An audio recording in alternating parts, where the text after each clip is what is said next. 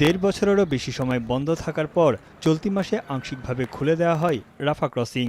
গাজার media office জানিয়েছে, গেল ৩ সপ্তাহে রাফা সীমান্ত ক্রসিং দিয়ে আসা যাওয়া করেছে প্রায় ১১০০ ফিলিস্তিনি। বহুদিন পর পরিবারের সদস্যদের পেয়ে আবেগে আপ্লুত হয়ে পড়েন অনেকেই।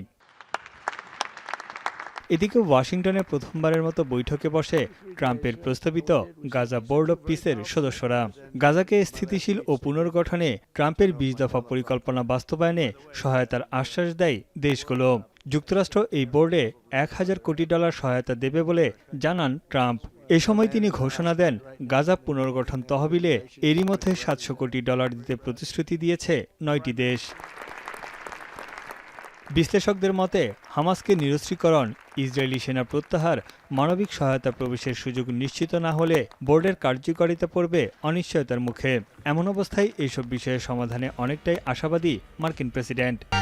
গরমে দাপাদাপি, ঘরের চালের স্থায়ী সমাধান Anwar cement sheet. The war in Gaza is over. It's over. There are little flames. Hamas has been, I think they're going to give up their weapons, which is what they promised. এদিকে স্থিতিশীলতা বজায়ে আন্তর্জাতিক বাহিনী গঠনে গাজায় সেনা পাঠাতে একমত হয়েছে ইন্দোনেশিয়া, মরক্কো, আলবেনিয়া সহ ৫টি দেশ। এই বাহিনীর প্রাথমিক কাজ হবে গাজার নিরাপত্তা নিশ্চিত করা। তবে মিশর ও জর্ডান গাজায় মোতায়েন পুলিশ বাহিনীকে সব ধরনের প্রশিক্ষণ দিয়ে সহায়তা করবে।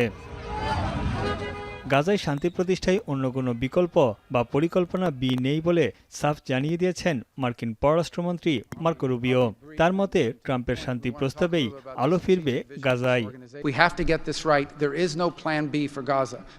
গাজা পুনর্গঠন পরিকল্পনা নিয়ে মিশ্র প্রতিক্রিয়া রয়েছে বাস্তুচ্যুত ফিলিস্তিনিদের মধ্যে। এই পরিকল্পনা বাস্তবায়ন অনেকটা কঠিন হলেও তারা আশা ছাড়তে নারাজ। وانه يعني عن جد الفلوس اللي رصدوها الفاضي ومش حيصير اعمار وهذا مخطط طبعا هو الاحتلال والامريكان مشتركين فيه عشان ايش ট্রাম্পের এই শান্তি বোর্ডে যোগ দিতে অস্বীকৃতি জানিয়েছে যুক্তরাষ্ট্রের অনেক মিত্র। ওয়াশিংটন ডিসিতে বৈঠক চলাকালীন বাইরে ট্রাম্প, নেতানিয়াহু ও মার্কো রুবিওর মুখোশ পরে বিক্ষোভ করে ফিলিস্তিনপন্থীরা। গাজায় ইসরায়েলি হামলার নিন্দা জানানোর সময় বেশ কয়েকজন বিক্ষোভকারীকে আটক করে পুলিশ।